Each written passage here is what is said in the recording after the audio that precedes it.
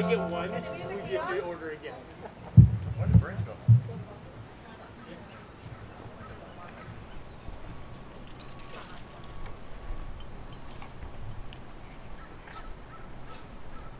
Welcome, everybody. Can you hear me okay? I want to welcome everyone today. It's a pretty exciting day for us. And I'd like to start out by looking across this beautiful venue that we have and sharing a little history with everyone. So it's really interesting. In 1875, a gentleman by the name of Thomas Lake Harris came here from back east and started a utopian colony called the Brotherhood of New Life. And he bought a lot of this property, about 1,500 acres, where he wanted to expand it, including where our clubhouse will be occupied. And also, as time went on, his colony didn't grow very much, but over time he had an adopted son whose name was Nasawaga. And you might know that there's a lake, where's the lake? with his name on it. And he came in 1891 to help develop, and actually he developed a winery here with a gentleman named Dr. John Hyde. They ran a winery from 1882 to 1940, actually pretty successful. Part of that, they built a facility called the Wine Bar, which people have probably seen before. Unfortunately, it was also destroyed by the fire. Harris died in 1906.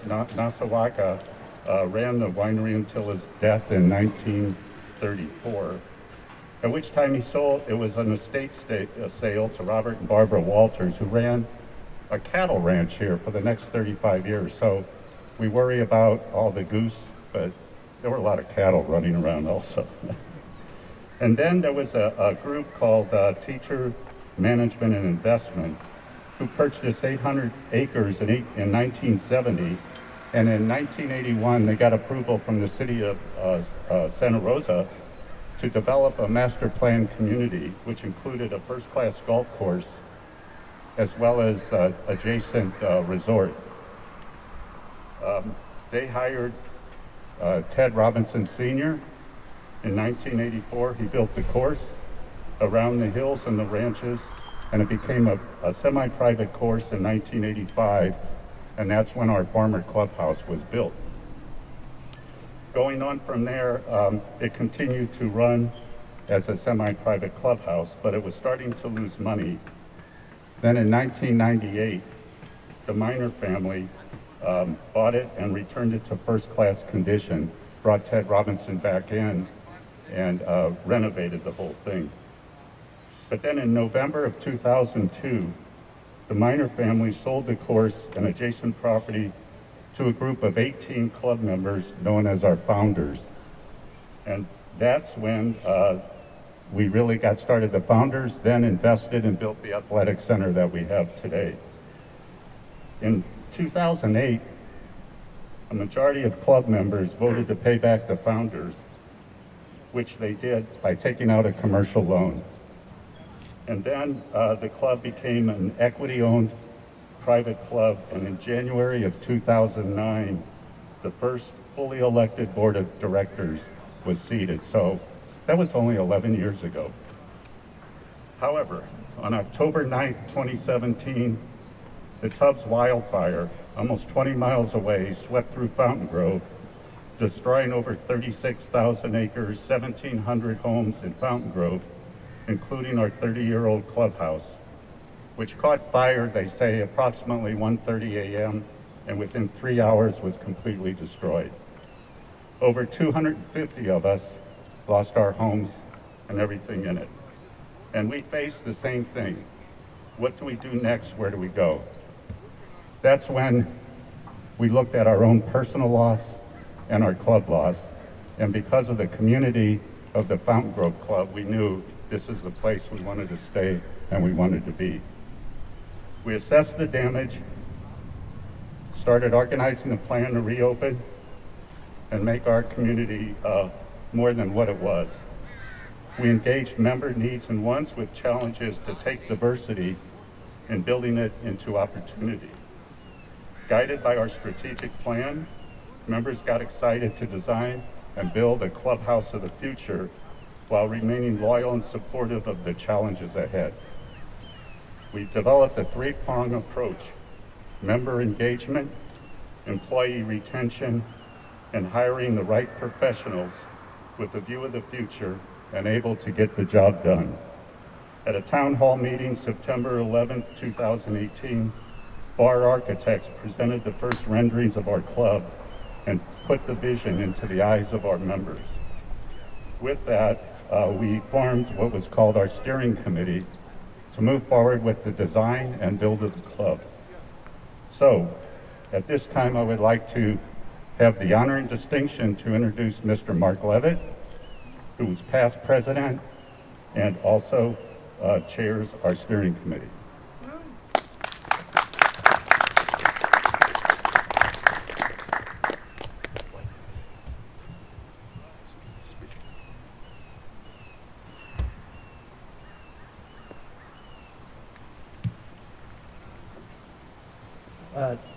Thanks a lot, Marshall. Really appreciate what you've done for the club in the last year. You've had to deal with a lot of stuff, building a clubhouse and now COVID, so really appreciate what you've done, and thank you. First, I would like to thank all the volunteers that have put in over 1,000 combined hours to get this project where it is today.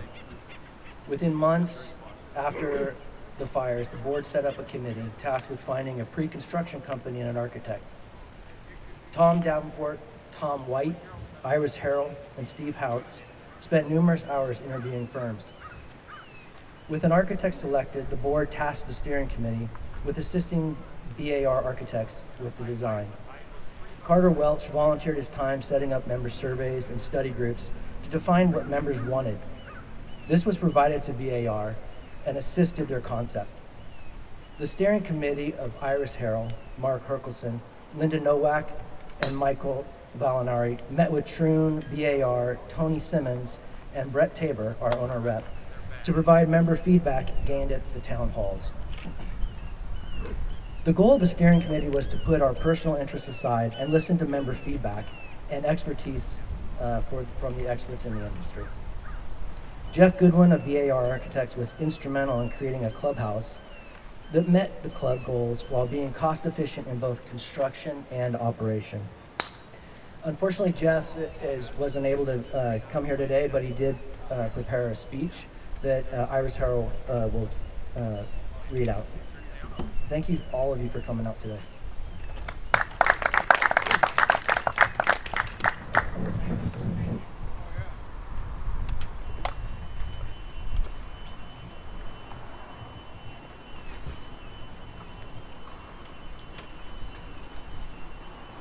BAR Architects, I'm speaking for Jeff Goodwin, the principal of BAR, is so excited to be part of this significant step in rebuilding the Fountain Grove's main place of gathering.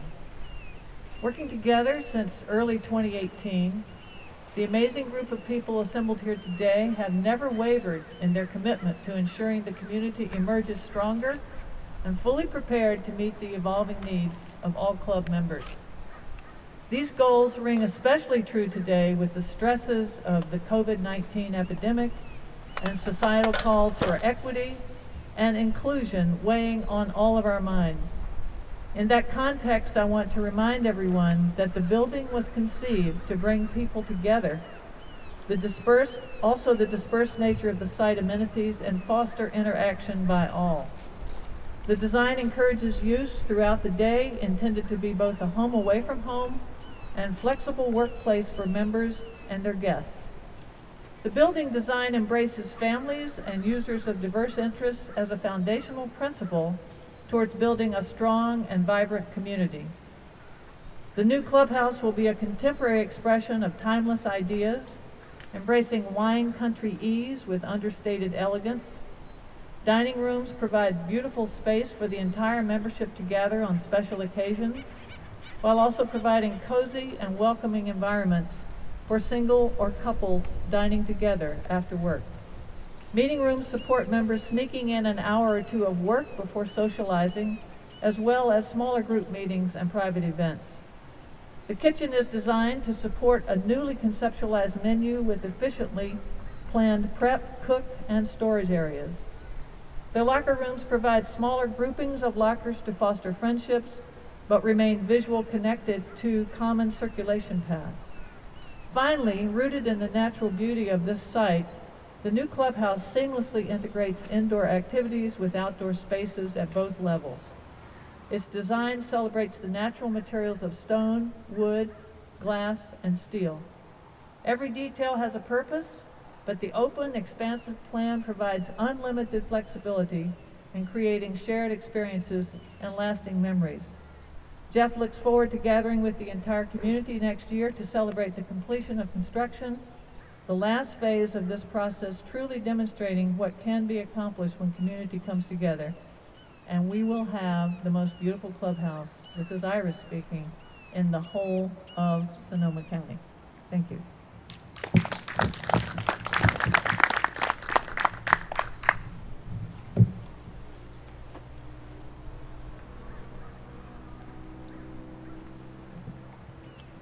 Good afternoon, everyone. My name is Jeff Massett, and I, along with my partner, Tony Franciscini, are very excited to be a part of your groundbreaking ceremony. When word first got out about the forthcoming Fountain Grove bid, there was naturally a great deal of enthusiasm and excitement throughout the general contractor community. And for BHM to be made the contractor of choice is thrilling and deeply humbling for both Tony and I, and we're very, very thankful. We have had the good fortune of playing golf here on a number of occasions. Although what we do on the course probably wouldn't be categorized as golf. We've done significant damage to the fairways and the trees, the surrounding wildlife, and Tony and I were both surprised that we've been invited here, even here today. Maybe our saving grace was the fact that we left the greens in pristine condition because we never touched them. I would be remiss if I didn't mention the member that has hosted us in the past, but his name typically doesn't open up a lot of windows of opportunity, so I think I'll let him remain nameless. The destruction and absolute carnage and horrible loss of life stemming from the Sonoma County fires has been forever etched in our collective memories. Many of the BHM extended family lost homes as well. To be given this opportunity to help build back Santa Rosa, and more specifically Fountain Grove, has given our entire company an overwhelming sense of pride and spirit. And I think that'll result in a stunning build-out of your brand new clubhouse. Congratulations to all the members of Fountain Grove. You have a magnificent property, and the new design is nothing short of spectacular.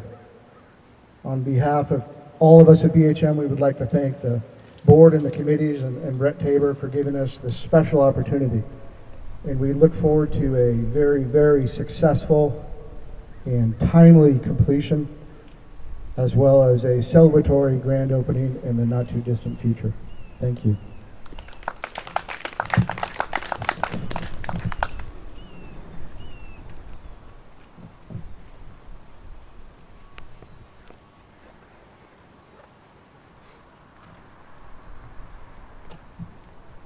So it is, it's an incredible day. Well, it's really just an incredible day, but it's an incredible day to be here for so many reasons. And again, thanks to all the people that have done so much to get to this point. I just want to recount, one thing in pre-fire, and the fire, obviously, we've talked about it, was just absolutely devastating. But when we brought over that large group of members from Santa Rosa right before the fire, literally the week before, the number one question was, what are we going to do about the clubhouse? How much is it going to cost to be torn down? All these different things, because the clubhouse it just didn't fit anymore after 30 years in the design of this place. And I look at the clubhouse as almost like a crown on top of something, a jewel, if you will. We have everything else. We have the members, we have the community, we have the golf course, and now we have the missing piece, the clubhouse. So from my perspective, working with the marketing and membership committee, I've always said I want it to be the place that says this is the place to be in Sonoma County. This is the place to bring your family to relax, a good dinner, but also to bring the spirit of all of us together. This will be the place that you want to run to at 4 o'clock in the afternoon. You're going to have, whether it be a business meeting or 9 holes, and now we have the venue to do it. So I can't tell you how thrilled I am. It's the piece that we needed in membership and marketing in my mind, and especially those tractors rolling, to fill this place up. So I have a lot of gratitude to all of those people, gratitude to be here, and just happy that we have this missing piece for Fountain Grove. So I look forward to an incredible future ahead.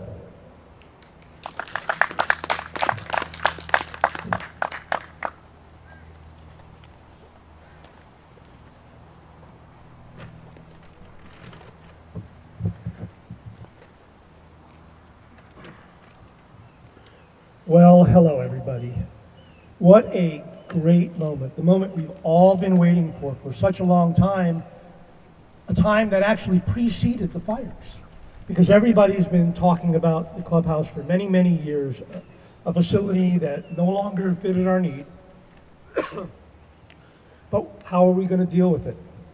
And then the fires came, and a terrible, devastating fire that impacted so many of our lives for such a long period of time, but that did provide us an opportunity for a fresh start.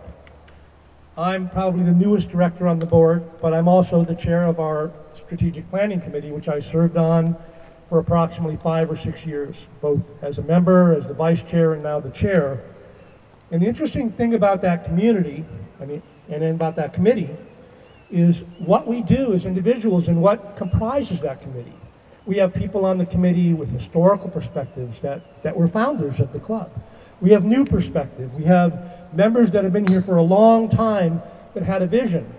But the interesting thing was, we didn't dictate what the strategic plan was.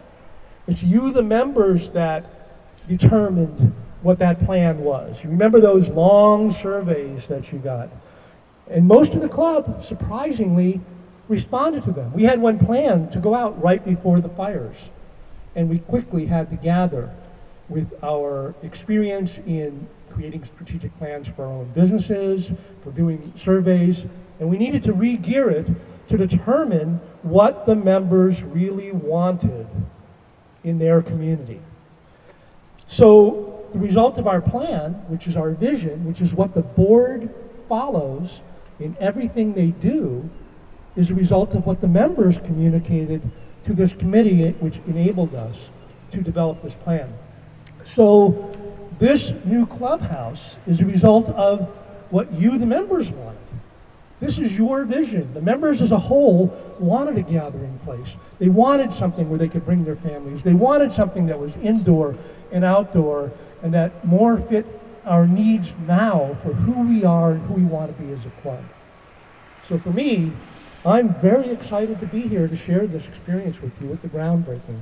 I'm very excited to see about the design that came as a result of what the community wanted.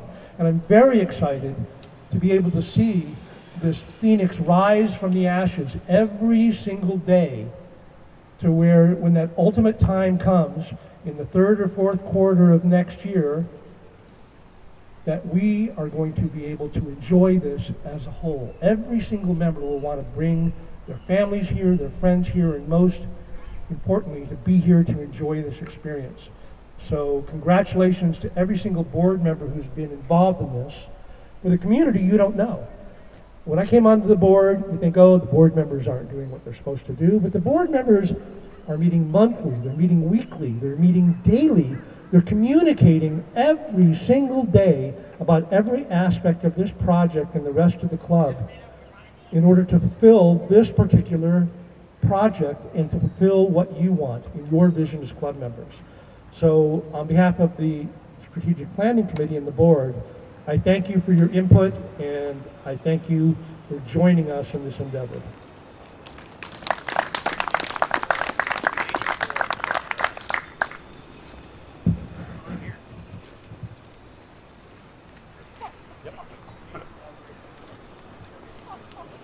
Thank you, Michael, and thank everyone. So for the next part of our program, I would like to invite everyone to the groundbreaking ceremony. Now, I talked to the owners here of BHM, and I requested that they let me get on that backhoe and start breaking ground, and they said I need to be trained properly and get a license. So we're going to try something different. We're going to try to use shovels and do it by hand in manual way. But as Michael and Mark said, today is the next step in completing our vision. So let's go do it. Very nice, very good, perfect. You got it? A little bit more. It's great. Evelina's in charge from this point. All right, it's looking perfect. Perfect. Okay, and now throw some dirt. That poo. No, Yeah. I'll do it that way. There you go. BHM can clean That's it up. it. They'll get that later. Ah! Okay. Now, if anybody else wants to participate to do the groundbreaking, come on up. We don't have wipes. We'll get you Yeah, on. we need wipes. Yeah, we need wipes. I'm going to do another load. You missed the spot.